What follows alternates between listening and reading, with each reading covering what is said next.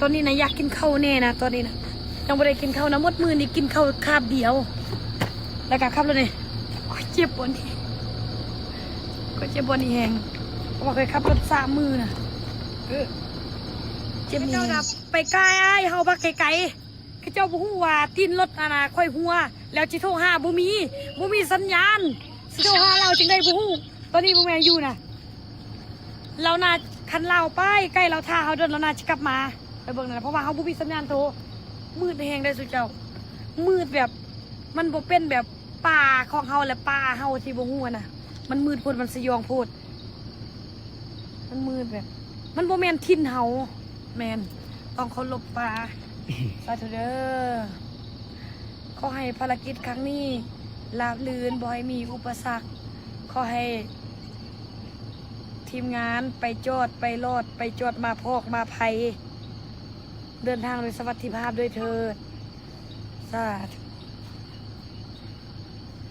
มือแดงได้แน่น่ะเบิ่งแม่บ่มีรถผู้ใดเลยได้ยอมทางเราเกียงนี่บ่มีรถส่วนทางแล้วก็บ่มีสัญญาณอีกเวลารถบ่มีปัญหาหยังมันยากเพียงได้ตัวอ้ายเพิ่นน่ะพูนขี่บักเขาเจ้าเป็นรถอัพโหลดน่ะอัพโหลดแล้วมันไปไกลมันแล่นไวแบบสบายนะเห็นบ่เป็นคุมนี่บ่เป็นแนวนี้เลยได้ทางเมืองน่ะทางน่ะเป็นแนวนี้เลยนี่นะ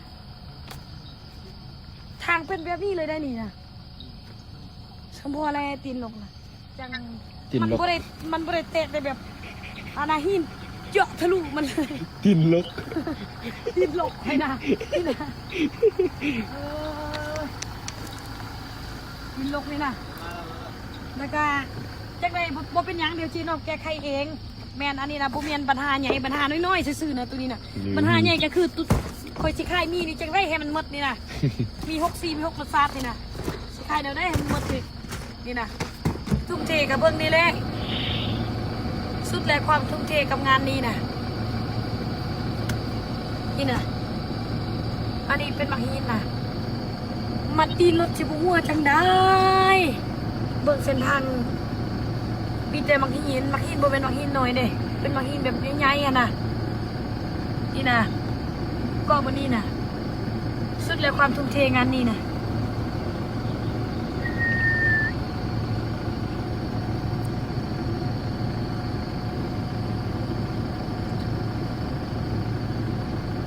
เป็นยังจริงเลยการมันเกิดขึ้นแล้วเด้จริงเลยช่วยกันแก้ไขอันแต่สุดนี้ก็ดีได้ที่เฮาบ่ได้มาผู้เดียวหรอกเฮามาทีมงานเขาเจ้าน่าจะมีอะนะเหล็กตัวนั้นอยู่เหล็กเปลี่ยนเพราะว่ามันยังมีอะนะอันเดียวเลยแต่นี่นะมันยังมีนี่ไง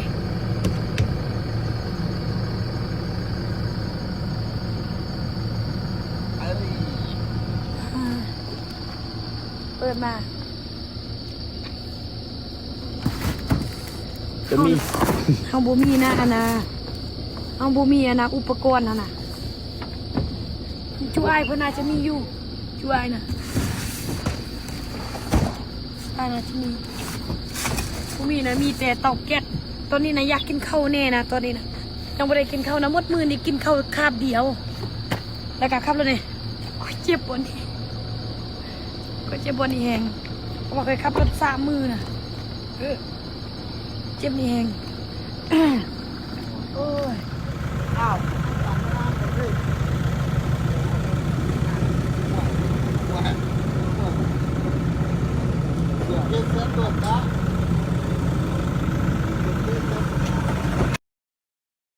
คอยเฮ็ดเพื่อหยังคอยเฮ็ดแล้วได้ตอบแทนหยังเขาบ่เคยทำเลยและคอยก็บ่เคยค้นหาคำตอบนั่นเพราะว่าคอยเฮ็ดด้วยความเต็มใจโซเดอร์สมานสุกตีนเขาไปก่อนไหมปีนจับกันดึงไหมโอ้โหไม่เลยสู้ออกไหมเดี๋ยวๆเข้าแล้วได้ประสบการณ์ตรงนี้ดีนี่เทียนนี่จับนี้ปีน ใส่น็อต1 น็อตไปก่อน บ่ให้ไม่เขาชุบกลับไปเมื่อไหร่ ไก่น้องเอียดเลย บ่มันบ่มีกันได้นะมันต่ำตัวนี้น่ะ แล้วได้ ลิงเขาต่ำพูด ดีทำงานบิ๊กกะลิเกิน ไอ้บิดมันขึ้นใช่ไหม บิ๊กเกิน